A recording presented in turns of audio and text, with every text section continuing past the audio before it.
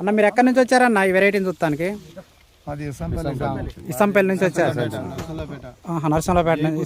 Okay, ఒక 5 ఊరు విలేజ్లు ఉన్నాయి. 5 విలేజ్ల నుంచి వచ్చారు. ఇప్పుడు మీరు ఈ శివాని వెరైటీ ఎట్లుందన్న చూస్తానికి? బాగుంది. ఇప్పుడు మీరు అంత దూరం నుంచి వచ్చారు, బాగుందా? మీకు కాపు ఎట్లా అనిపిస్తుంది అనేది?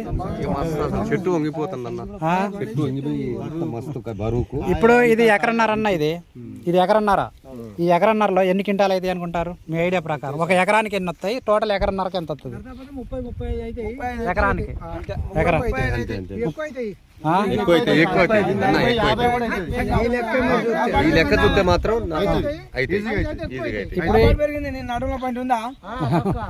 ఇప్పుడు ఎకరన్నరకి 50 క్వింటాలు అయితే 45 నుంచి 50 వరకు అవుతాయి. ఓకే, ఇప్పుడు ఈ వెరైటీ మీకు నచ్చిందా అన్న? ఇప్పుడు రైతులు దీన్ని సాగు చేయాలంటే వేసుకోవచ్చు అన్న? ఇప్పుడు దీంట్లో మీకు ఏమన్నా తాలు కానీ, కాయ రాలిపోవటం కానీ, కాయ ముడత కానీ ఏమన్నా మీకు ఏమైనా తేడా కనపడుతున్నాయి అన్న? ఇప్పుడు ఒక్కసారి మీరు కాయ సైజుని మీరు ఒకసారి చూసుకోండి. ఏం లేదన్న, ప్రతి చివరి వరకు కూడా కాయ బాగా వస్తుంది, పుట్టిగా అసలు రాదు. ఈ శివాని వెరైటీ ఒకటి, దేవర వెరైటీ, శ్రీనాథ్ సీడ్స్ వాళ్ళ ఈ 2 వెరైటీలు కూడా కాయ అనేది బాగా వస్తుంది.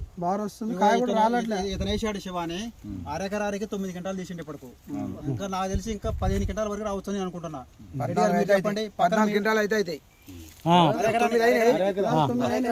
5 ప్యాకెట్ల బాపతి 5 ప్యాకెట్లు తెచ్చి పెట్టిండు, మస్తు కాసింది. సేమ్ ఇట్లే ఉంది కానీ కాకపోతే అది కొంచెం